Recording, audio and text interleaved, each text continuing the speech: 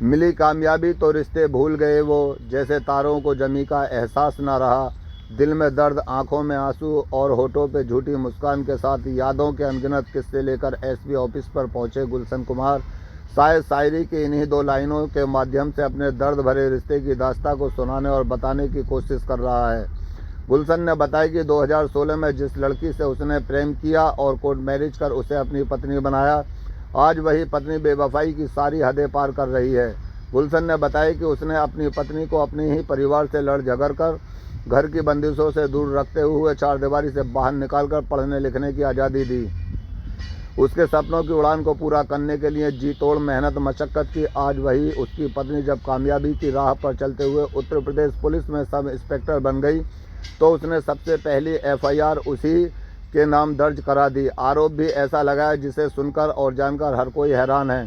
गुलशन ने कहा, साहब, जिस लड़की से कोर्ट मैरिज के दौरान उसने दहेज में 1 रुपया भी नहीं लिया, आज वही दरोगा बनने के बाद दहेज उत्पीड़न का आरोप लगाकर अपनी जान का खतरा बता रही है।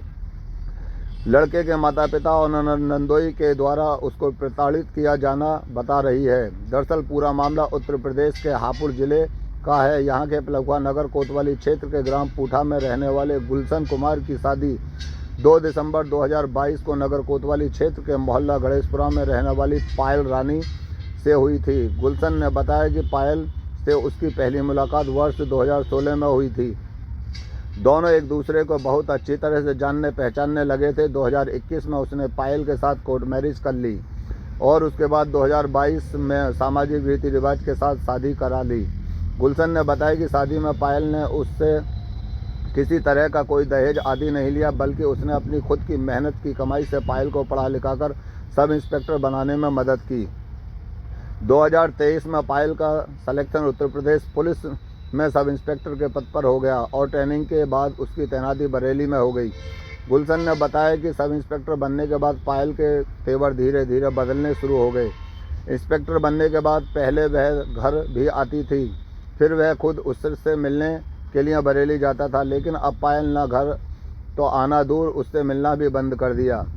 गुलशन ने बताया कि पायल ने सब इंस्पेक्टर बनने के बाद उल्टा उसके और उसके परिवार वालों के खिलाफ ही पहली एफआईआर दर्ज करा दी। वहीं दूसरी ओर पायल रानी का आरोप है कि गुलशन से शादी के समय उसके पिता ने हैसियत के अनुसार दहेज में 48 जोड़ी कपड़ों के साथ सोने चांदी का सामान दिया था। करीब 10 लाख रुपए शादी में खर्च हुए थे। इसके बावजूद भी गुलशन और उसके परिवार वाले अतिरिक्त दहेज में 10 लाख रुपए और एक कार की मांग कर रहे थे। पायल का आरोप है कि शादी से पहले ही उसका चयन उपनिरीक्षक के पद पर हो चुका था और शादी के 3 महीने बाद जब ट्रेनिंग के लिए गई तो ससुराली जन उससे उसकी सैलरी की डिमांड करने लगे।